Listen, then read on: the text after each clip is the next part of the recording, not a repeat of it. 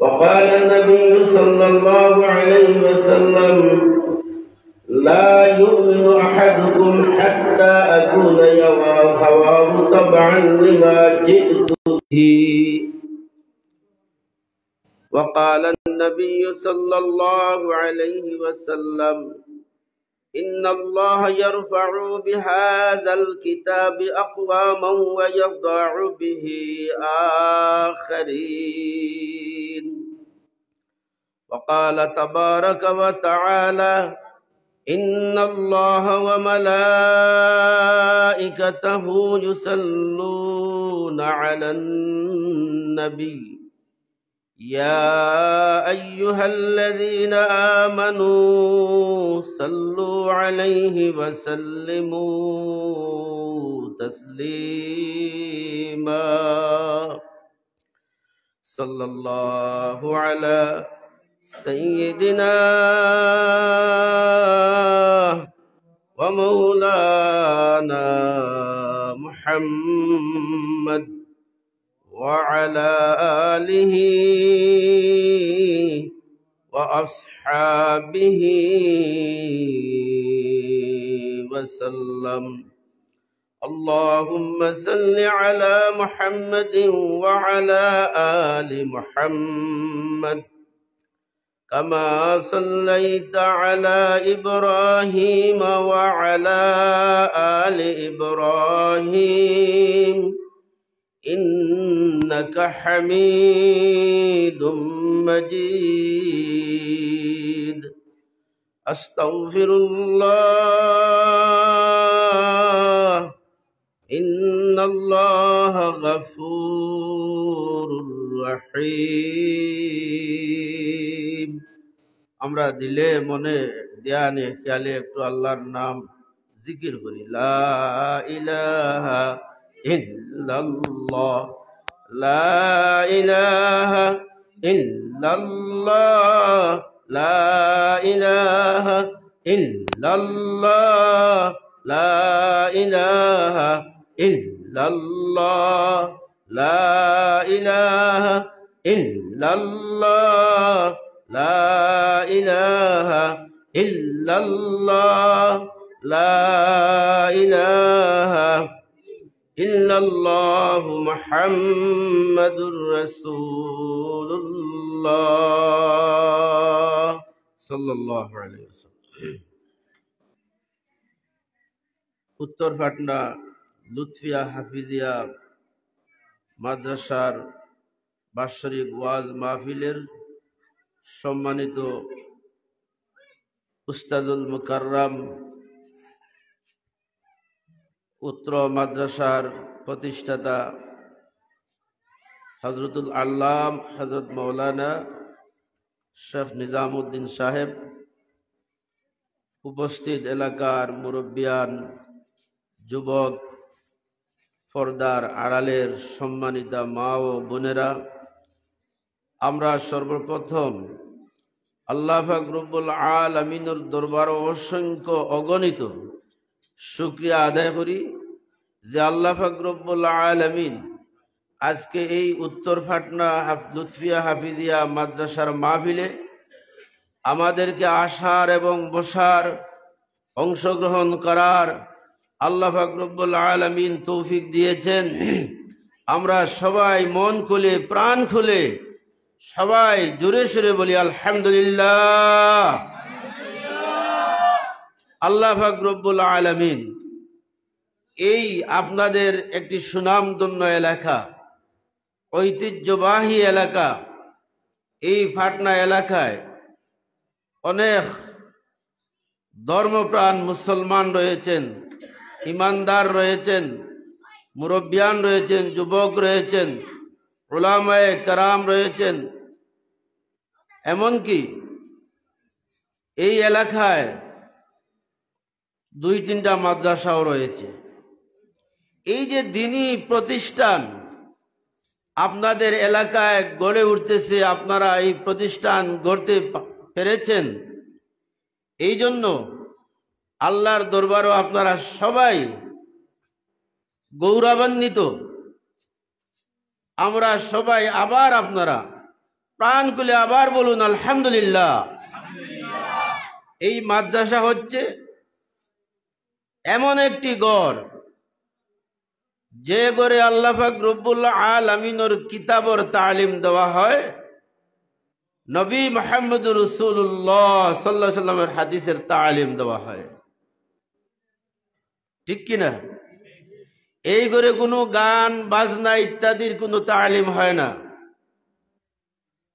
সেখানে এমন তালিম দেওয়া হয় যে তালিম নবী মুহাম্মদ রাসূলুল্লাহ সাল্লাল্লাহু আলাইহি ওয়াসাল্লাম সাহাবায়ে কেরামদেরকে মসজিদে নববীর মধ্যে আসহাবে সুফফা নামক সাহাবায়ে কেরাম ছিলেন, তাহাদেরকে যে তালিম দেওয়া হয়েছিল, ঠিক সেই তালিম আপনাদের সেই গ্রামের ভিতরে যে মাদ্রাসা প্রতিষ্ঠা লাভ করেছেন, ওই মাদ্রাসায় এই তালিম দেওয়া হয়।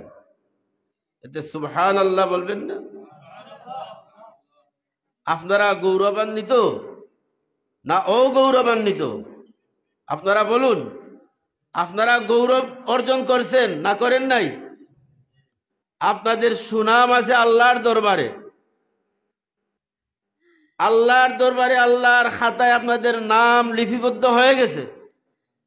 যারা দ্বীনি মাদ্রাসা প্রতিষ্ঠা করে, যারা দ্বীনি মাদ্রাসায় সহযোগিতা করে, দিল দিয়ে মন দিয়ে মহব্বত করে ভালোবাসে, অর্থ দিয়ে ছাত্র দিয়ে সর্বপ্রকার সহযোগিতা করে, এদের নাম কিন্তু আল্লাহ পাক রব্বুল আলামিন আল্লাহর খাতায় উনি এই নেককার মানুষের নামগুলো আল্লাহ লিপিবদ্ধ করেছেন।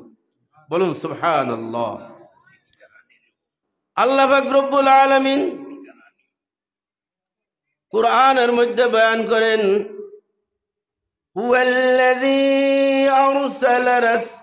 হুয়াল্লাযী বা'আসা ফিল উম্মিয়্যিনা রাসূলাম মিনহুম ইয়াতলু আলাইহিম আয়াতিহি ওয়া ইউযাক্কিহিম ওয়া ইউআল্লিমুহুমুল কিতাবা ওয়াল হিকমা।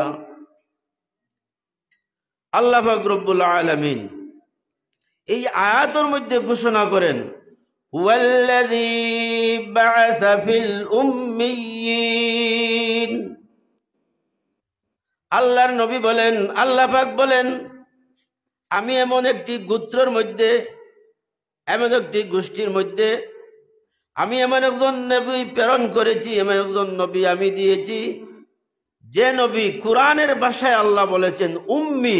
উম্মি শব্দ হচ্ছে অজানা, মানে অশিক্ষিত। আল্লাহর নবী কিন্তু অশিক্ষিত বলা যায় না। আল্লাহ নিজেই পরিচয় দিতেছেন। এই আয়াতের তাফসিরে হলো, তখনকার যুগে কিছু মানুষ, আল্লাহর নবীর যুগের কিছু মানুষ তখন শিক্ষিত ছিল, কিছু মানুষ অশিক্ষিত ছিল।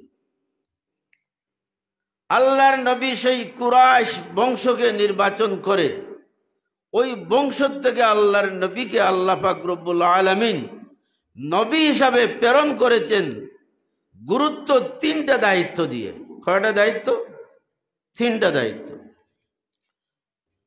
ওয়াল্লাযী বা'আসা ফিল উম্মিয়্যিনা রাসূলাম মিনহুম ইয়াতলু আলাইহিম আয়াতিহি ওয়া ইউযাক্কিহিম ওয়া ইউআল্লিমুহুমুল কিতাবা ওয়াল হিকমাহ। আল্লাহর নবীকে আল্লাহ প্রেরণ করে তিনটা দায়িত্ব দিলেন। ও আমার নবী, তোমাকে নবী হিসাবে আমি প্রেরণ করলাম, অর্থাৎ আমার বান্দা যারা রয়েছেন, তোমার দলের মধ্যে যারা রয়েছেন, গোষ্ঠীর মধ্যে যারা রয়েছেন, তোমার অনুসারী যারা, তুমি তাহাদেরকে কিতাবের কুরআনের তিলাওয়াত তুমি শোনাও। والذي بعث في الأميين رسولا منهم يتلو عليهم آياته। আল্লাহর নবীকে আল্লাহ পাক রব্বুল আলামিন প্রথমে আদেশ করলেন, ও নবী, তুমি প্রথমে আমি তোমার উপরে যে কোরআন নাজিল করেছি ওই কোরআনের তিলাওয়াত তুমি তাদেরকে শুনাইতে থাকো। এরপরে কি বললেন? ইয়াতুলু আলাইহিম আয়াতিহি ওয়া ইউযাক্কিহিম। এরপরে আল্লাহর নবীকে আল্লাহ বললেন, ও নবী তুমি তাহাদেরকে কোরআনের তিলাওয়াত শোনাও, এর ভিতর দিয়ে তুমি তাহাদের নফসকে পরিশুদ্ধ করে দাও। ওয়া ইউযাক্কিহিম, তাহাদের নফসকে, তাহাদের অন্তরকে, তাহাদের দিলকে তুমি পরিশুদ্ধ করে দাও। 3 নম্বর হচ্ছে কি? ওয়ায়ুযাক্কিহিম ওয়া ইউআল্লিমুহুমুল কিতাবা ওয়াল হিকমা, তুমি তাহাদেরকে কোরআন শিক্ষা দাও এবং হিকমত শিক্ষা দাও। এখন আপনারা বলুন, আল্লাহর নবীকে আল্লাহ পাক রব্বুল আলামিন প্রথমে 3টা দায়িত্ব দিয়ে প্রেরণ করেছেন কোরআনের তিলাওয়াত শোনানোর জন্য, আর মানুষের নফসকে আদর্শ আখলাক তৈরি করার জন্য, পরিশুদ্ধি করার জন্য, সংশোধন করার জন্য। এরপরে কি বলেছেন? তুমি কিতাবের তালিম দাও, আমি যে কোরআন নাজিল করেছি তার তালিম দাও, তার হিকমা অর্থাৎ সুন্নাতের শিক্ষা দান করো। দুরূদ শরীফ পড়েন, সাল্লাল্লাহু আলা সাইয়্যিদিনা ওয়া মাওলানা মুহাম্মদ وعلى آله وأصحابه وسلم ومولانا محمد وعلى آله।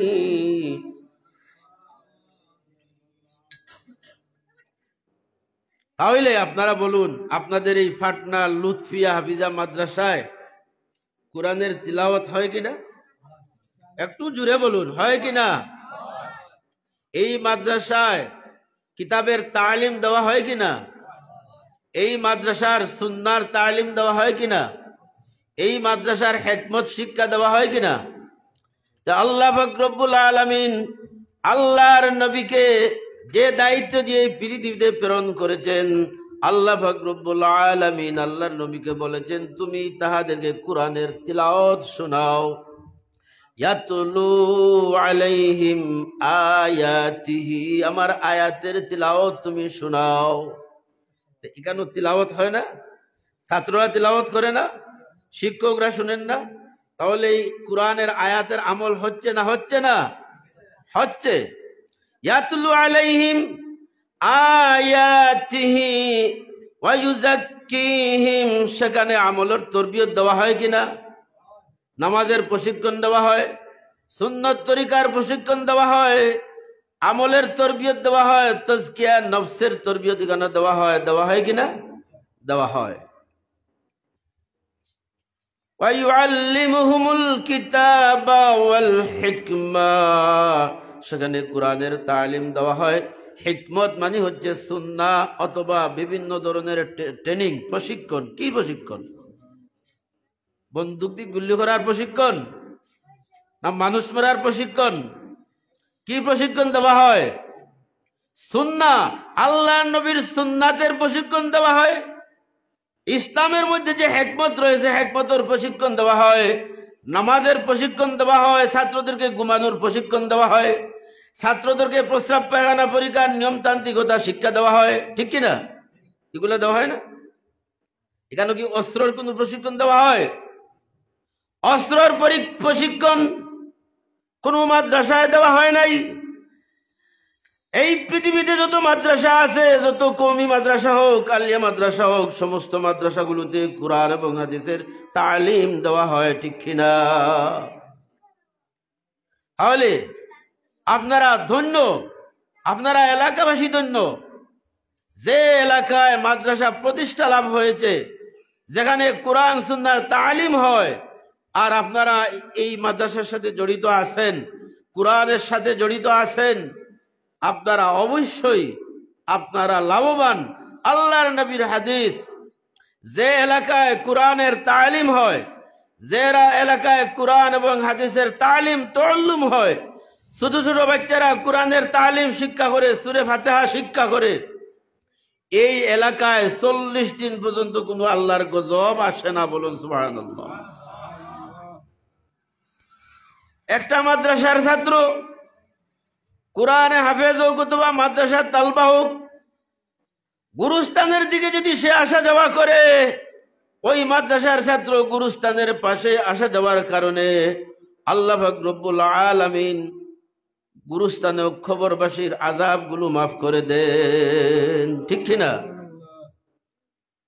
এত ফজিলত কোরআনের মাঝে, এত ফজিলত মাদ্রাসার মাঝে, কিন্তু আমরা বুঝি না মাদ্রাসার কতটুকু গুরুত্ব, কোরআনের তালিমের কত গুরুত্ব আমরা বুঝি না। আল্লাহর নবী বলেন, তলবুল ইলমে আলা ফরিদাতিন ওয়া কুল্লু আলা মুসলিম ওয়া মুসলিমাত। প্রত্যেক ইমানদার নারী পুরুষ সবার উপরে ইসলামের শিক্ষা অর্জন করা ফরজ, বাধ্যতামূলক। যেভাবে নামাজ পড়া ফরজ, দ্বীনি শিক্ষা অর্জন করা ফরজ। আচ্ছা আপনারা বলুন, আমরা যদি কোরআনের শিক্ষা অর্জন না করতে পারি, কোরআন সহিশুদ্ধভাবে পড়তে না পারি, দ্বীনি জ্ঞান অর্জন না করতে পারি, তাহলে আমি কি নামাজ পড়তে পারবো? আমি কি হালাল হালাল সম্পর্কে জানবো? যে জানতে হলে জ্ঞান অর্জনের দরকার আছে না? অবশ্যই দরকার আছে। আমি আপনাদের সামনে ভূমিকা স্বরূপ আলোচনা করলাম। আমার মূল আলোচনা হচ্ছে আপনাদের সামনে, আমার যতটুকু সময় হবে আমি এর ভিতরে ইনশাল্লাহ আলোচনা সংক্ষিপ্তভাবে শেষ করার চেষ্টা করব। আমার আলোচনা হচ্ছে ইমানদারদের নিকট কুরআনের কি দাবি। কি বলছি হোক আপনারা? ইমানদারদের নিকট কুরআনের কি দাবি? অর্থাৎ আমরা তো ইমানদার, আমরা তো মুসলমান। মুসলমান হিসাবে আল্লাহর নাজিলকৃত কোরআন আমাদের কাছে কি দাবি রাখে, কি চাওয়া রাখে, কি পাওয়া রাখে, কি চায়, আর আমরা কোরআনের প্রতি আমাদের কতটুকু দায়িত্ব এবং কতটুকু হক আছে, এই সম্পর্কে সংক্ষিপ্তভাবে আমি আপনাদের সামনে তিলাওয়াত আলোচনা পেশ করব। প্রথমে আসুন আমরা এই কোরআনের পরিচয় জানি। কোরআন কি? আল্লাহ পাক রব্বুল আলামিন এই কোরআনকে 23 বৎসরে শেষ নবী মুহাম্মদ রাসূলুল্লাহ সাল্লাল্লাহু আলাইহি ওয়াসাল্লামের উপরে নাজিল করেছেন অক্তান ফাওক্তান, অর্থাৎ 1 আয়াত 2 আয়াত 1 সূরা 2 সূরা করে 23 বৎসরে পুরা 23 পারা কোরআন শরীফ আল্লাহ পাক রব্বুল আলামিন আল্লাহর নবীর উপরে নাজিল করেছেন। বলুন সুবহানাল্লাহ। কত বৎসরে? 23 বৎসরে। এদেশে 170 কোটি মুসলমান, এই পৃথিবীতে 170 কোটি মুসলমান আমরা বসবাস করি। সমস্ত মুসলমানদের কাছে এই কোরআন কি দাবি রাখে? আজ মুসলমান আমরা গাফিল। কোরআন কি চায় আর আমরা কি চাই? কোরআন হচ্ছে আল্লাহর নাজিলকৃত কোরআন। আল্লাহ পাক রব্বুল আলামিন সূরাতুল বাকারার প্রথম যে আয়াত আমি তেলাওয়াত করেছি, আয়াতে আল্লাহ বলেন, আলিফ লাম মিম যালিকাল কিতাবু লা রাইবা ফীহি। আল্লাহ বলেন, ও দুনিয়ার মানুষ, আমি তোমাদের সামনে এমন একটি কিতাব দিয়েছি, এমন একটি কোরআন দিয়েছি, এমন একটি জীবন বিধান দিয়েছি যে কিতাবে আমি যা বর্ণনা করেছি, আল্লাহ যা বয়ান করেছি, সব ধ্রুব সত্য, লা রাইবা ফীহি, কোনো সন্দেহ নাই। এই 30 পারা কোরআনের ভিতরে আল্লাহ যা বলেছেন, পৃথিবীর মানুষ যদি একটা কোরআনের একটা আয়াতকে অস্বীকার করে, তার ঈমান থাকবে? ঈমান থাকবে? বলেন, জোরে বলেন। কোরআনের একটা আয়াতের হুকুম যদি অমান্য করে, তার ঈমান থাকবে? ঈমান থাকবে না। লা রাইবা ফীহি, আল্লাহ প্রথমে চ্যালেঞ্জ করে বলেছেন দুনিয়ার সমস্ত মানুষকে যে আমি এমন একটি কিতাব দিয়েছি যে কিতাবের মধ্যে আমি যা বয়ান করেছি সব ধ্রুব সত্য, কোনো সন্দেহ নাই। যদি কোনো মানুষের সন্দেহ পোষণ করে, সে ঈমানদার থাকতে পারবে না, ঈমানদার হতেও পারবে না। হুদাল্লিল মুত্তাকিন। কোরআন হচ্ছে মানুষের জন্য হেদায়াত, কোরআন হচ্ছে হাদি।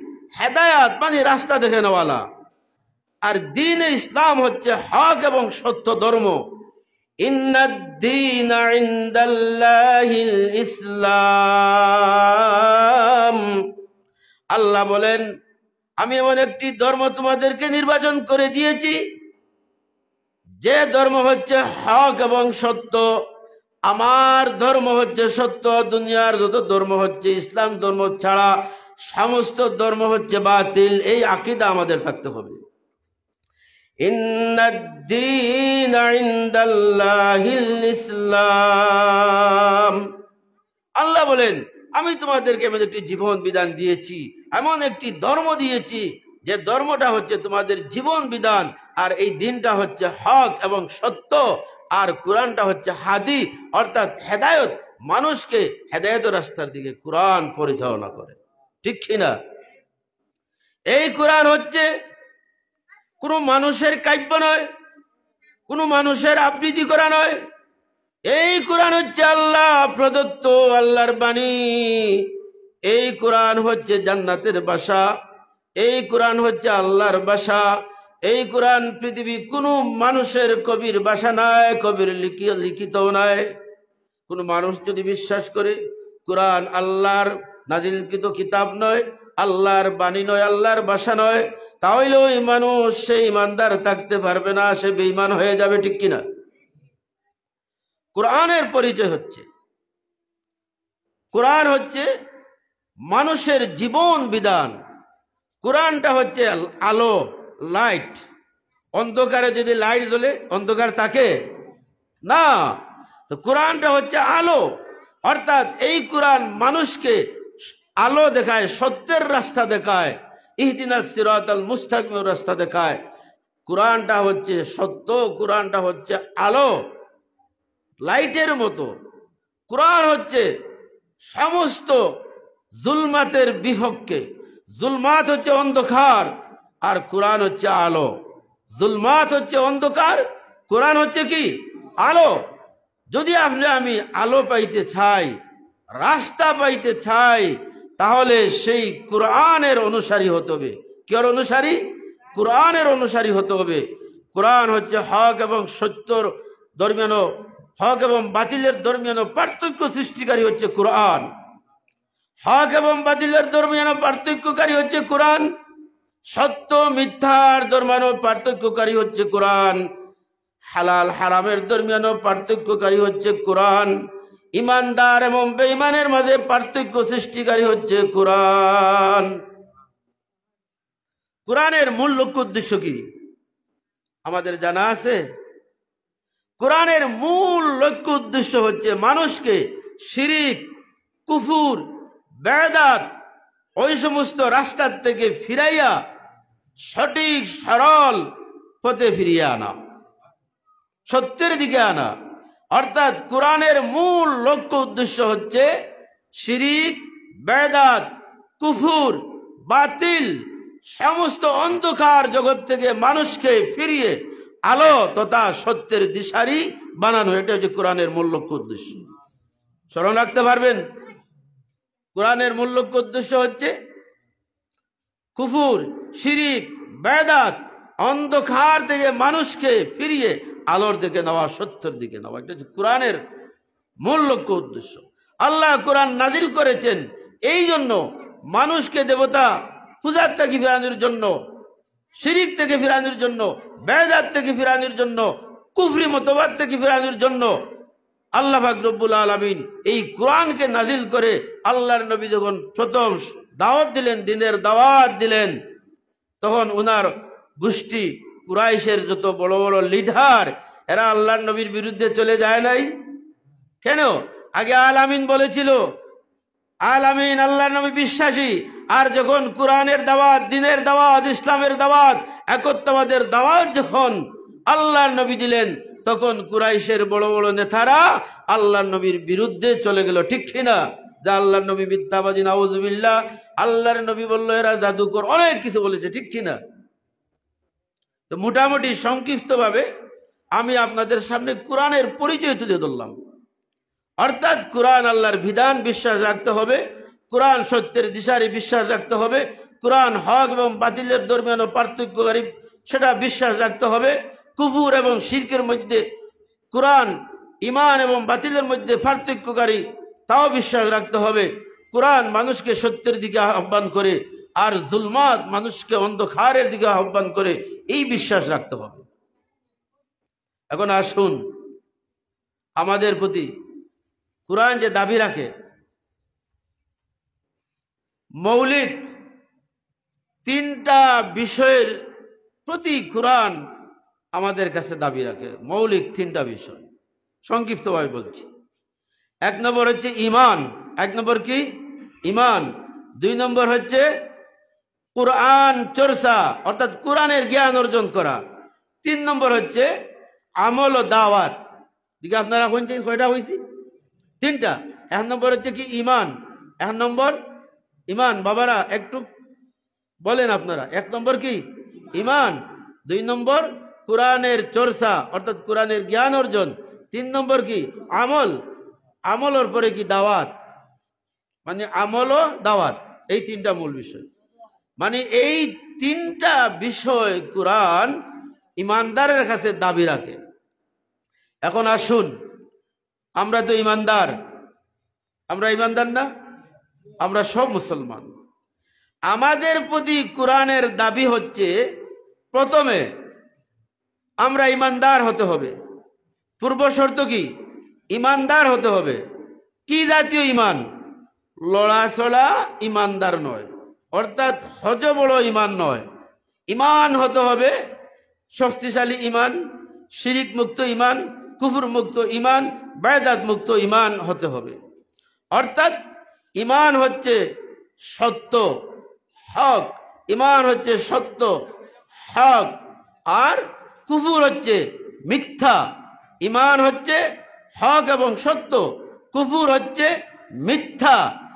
ইমান হচ্ছে নূর, আলো, কুফর হচ্ছে অন্ধকার। ইমান হচ্ছে জীবন আর কুফর হচ্ছে মৃত্যু। ইমান হচ্ছে পূর্ণাঙ্গ জীবন ব্যবস্থা আর কুফর হচ্ছে অপূর্ণাঙ্গ জীবন ব্যবস্থা। ইমান হচ্ছে সত্যের দিশারি, মানুষকে সত্যের দিকে আহ্বান করে, আর কুফর হচ্ছে ভ্রষ্টতার পথ, গুমরার পথ, অন্ধকারের পথ। অর্থাৎ কুফর মানুষকে ইমান থেকে সরিয়ে ভ্রষ্টতার পথে নিয়ে অন্ধকারের পথে নিয়ে যায়, আর ইমান মানুষকে সত্যের পথে আনে। আমার কথাটা বুঝে আসছে? ইমান হচ্ছে সত্য, ইমান হচ্ছে সত্য, কুফর হচ্ছে মিথ্যা। এই এতেকাদ থাকতে হবে। ইমান হচ্ছে সত্য, কুফর হচ্ছে মিথ্যা। ইমান হচ্ছে হক, কুফর হচ্ছে বাতিল। ইমান হচ্ছে জীবন, কুফর হচ্ছে মৃত্যু। ইমান হচ্ছে আলো, কুফর হচ্ছে অন্ধকার। ইমান হচ্ছে লাইট, কুফর হচ্ছে অন্ধকার। ইমান হচ্ছে জীবন, কুফর হচ্ছে অপূর্ণাঙ্গ জীবন। ইমান হচ্ছে সত্যের পথে মানুষকে আহ্বান করে, আর কুফর মানুষকে পথভ্রষ্টতার দিকে নিয়ে যায়। ঠিক কিনা? ইমান সংক্ষিপ্তভাবে ইমানের পরিচয় পেয়েছেন? ইমানের সংজ্ঞা বুঝছেন না বুঝেন নাই? ভাইয়েরা, সম্মানিত মুসল্লিয়ানে কেরাম, মুরব্বিয়ানে আযম, আমার অত্যন্ত খুশি লাগছে যে এই যে দাড়ি ভাঙা মুরব্বীরা আমার সামনে বসছেন, আপনাদের চেহারা বায় চাইতে অত্যন্ত ভালো লাগছে, মহব্বত লাগছে। আল্লাহ আপনাদের হায়াত দান করুক। আমার ডাইনে হুজুর, বামে আরো মুরব্বী সাহেব, আল্লাহ না উলামা, আচ্ছা আলহামদুলিল্লাহ, আল্লাহ হায়াত দান করুক। সবাই বলুন আলেম, আমিন। আমার কথা বুঝে আসছে? না বুঝলে আমাকে বলবেন। আমি আপনাদের এলাকার যদিও নয়, আমার বাড়ি কুলাউড়া, আমি তো হুজুরে মসজিদের ইমাম। আমি সিলেটি ভাষায় কথা বলবো বুঝার জন্য। আপনারা বুঝছেন? কে বলতে পারবেন ইমানের সংখ্যাটা? কে বলতে পারবেন? ইমান হচ্ছে হক, সত্য। ইমান হচ্ছে কি? সত্য। যুবক ভাইরা একটু জোর দিয়া বলেন, ইমান হচ্ছে সত্য। সবাই বলুন, ইমান হচ্ছে সত্য। কুফর হচ্ছে বাতিল। কুফর হচ্ছে কি? বাতিল, অর্থাৎ মৃত্যু। ইমানের জীবন আছে, কুফুরের জীবন নাই। সোজা কথা, পূর্ণাঙ্গ ঈমান হচ্ছে অর্থাৎ এ টু জেড কুরআনের প্রত্যেকটি হুকুম, আহকাম, বিধান এবং সুন্নাহ পরিপূর্ণভাবে কতটুকু সময় আমার 5 মিনিট। এই যে সংক্ষেপে আমি বললাম, এখন আসুন কুরআন আমরা পড়ি না? আমরা অনেকে কুরআন পড়ি, কিন্তু কুরআন আমাদেরকে লায়নত করে। ওয়ালা'নাতুল্লাহি আলাল কাযিবিন। একজন মানুষ কুরআন পড়ে, কিন্তু কুরআন তাকে অভিশপ্ত করে। কিভাবে অভিশপ্ত কিভাবে করে? অর্থাৎ ফাইল্লাম তাফআলু ফাআযানু বিহারবিন মিনাল্লাহি ওয়া রাসূলিহি। আল্লাহ বলেছেন তোমরা সুদ দিও না, সুদ খাইও না, সুদ হারাম। একজন সুদখোর, যে সুদের ব্যবসা করে আবার কুরআনও তিলাওয়াত করে। আল্লাহ বলেন যে সুদ খায়, সুদ দে, সে আমি আল্লাহ এবং আল্লাহর রাসূলের সাথে যুদ্ধের ঘোষণা করলো। তাহলে একজন মানুষ কুরআন তিলাওয়াত করে আবার সুদের ব্যবসা করে, এই জন্য আল্লাহ বলেন আমার কুরআনের আয়াত তিলাওয়াত করলো, সে সুদের ব্যবসা করলো, আমার কুরআনের সাথে বেঈমানি করলো, গাদ্দারি করলো, এই জন্য তার উপরে আমি আল্লাহর লানত, অভিশাপ। অন্য আয়াতে আল্লাহ বলেন ওয়াইলুল লিল মুতাফফিফিন। অর্থাৎ একজন মানুষের ব্যবসা করে, মানুষকে ওজনে কম দে, ফাল্লাত কম দে, মাপে কম দে, সে কিন্তু আবার তিলাওয়াত করে, কোরআনের তিলাওয়াত করে। ওয়াইলুল লিল মুতাফফিফিন। আল্লাহ বলেন যে ওজনে কম দে, মাপে কম দে, এই মানুষ সে নিজেই যে ধ্বংসের পথে চলে গেল। আল্লাহর অভিশাপ, আল্লাহর লানত ওই সমস্ত মানুষের উপরে। অন্য আয়াতে আল্লাহ বলেন ওয়াইলুল লিকুল্লি হুমাযাতিল লুমাযা। আল্লাহ বলেন যে মানুষ সামনে মানুষকে সালাম দিয়ে কথা বলে, পিছনে গিয়া পরনিন্দা করে, মানুষের কুৎসা রটনা করে, সে নিজেই যে কি করে মানুষের গীবত করে বেড়ায়, আবার সে কুরআন তিলাওয়াত করে। এই জন্য এই কুরআনের আয়াতের ভিতর আমল না থাকার কারণে আল্লাহ বলেন ওই মানুষ, সে আমার কুরআনের সাথে মিথ্যাবাদী, সে গাদ্দারি করলো, আমল করলো না, এই জন্য আমার পক্ষ থেকে তার উপরে লানত।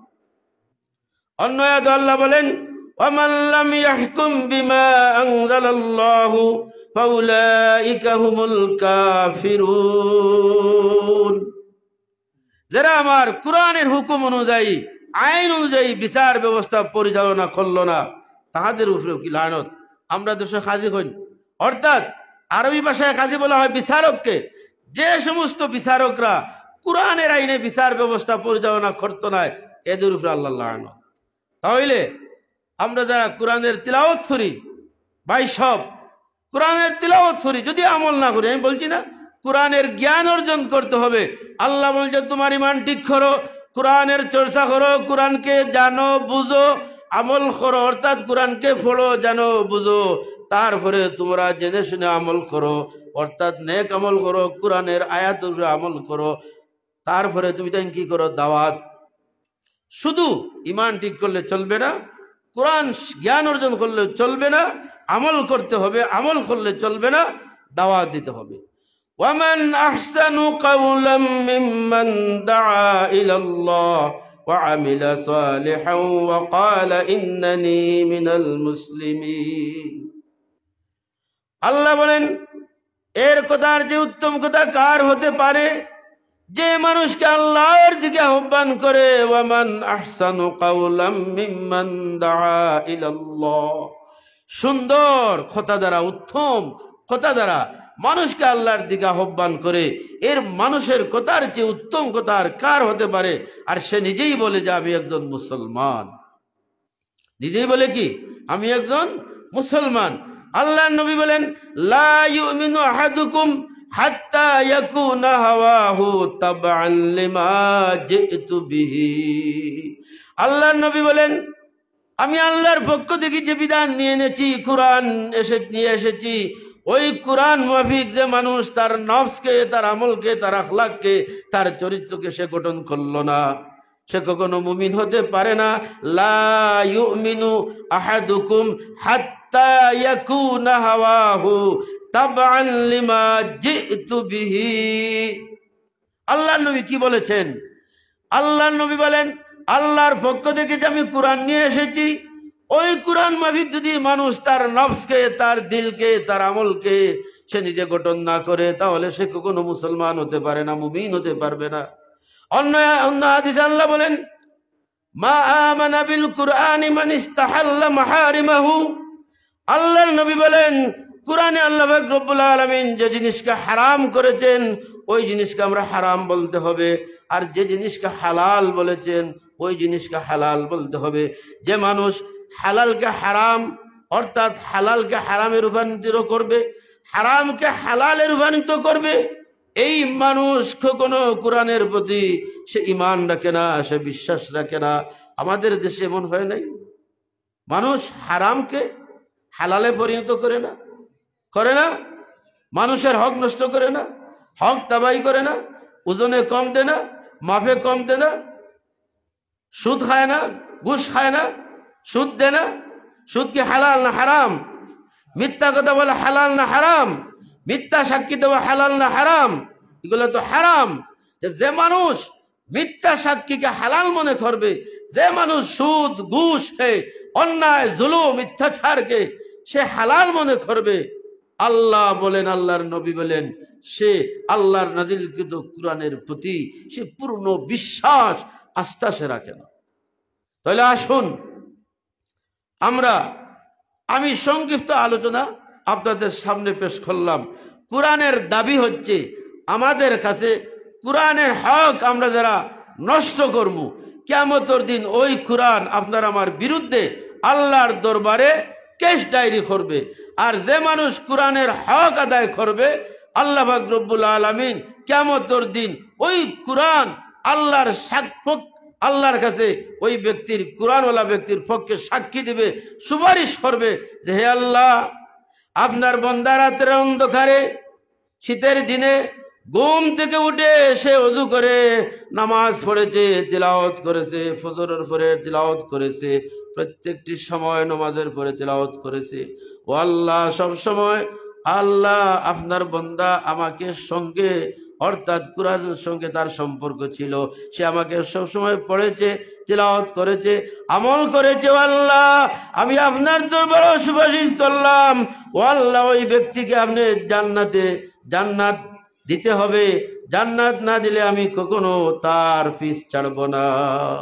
অর্থাৎ কোরআন দাবি রাখবে যে ওই ব্যক্তিকে আপনি পুরস্কার দিন, আপনার কি আপনি পুরস্কৃত করুন। আল্লাহর নবী বলেন কি পুরস্কৃত? ওই কোরআনওয়ালা ব্যক্তিকে নূরের তাজ মাথায় দেওয়া হবে, অর্থাৎ জান্নাতের পোশাক পরিয়ে দেওয়া হবে। ওই ব্যক্তিকে সম্মানিত ব্যক্তি হিসাবে জান্নাতের পোশাক পরে সম্মানিত করা হবে। তো আমি যে হাদিস পড়ছিলাম, আল্লাহ মানুষকে কোরআনের খাতিরে উচ্চ মর্যাদা দান করে, উচ্চ মর্যাদা দান করে কোরআনের মাধ্যমে। এই জন্য আপনারা এই মাদ্রাসার খেদমত করুন, কোরআনের সহযোগী হন, কোরআনের সাথে সম্পর্ক রাখুন, আল্লাহ আপনাদেরকে জান্নাত দান করবে। আল্লাহ পাক রব্বুল আলামিন আমাকে যে আলোচনা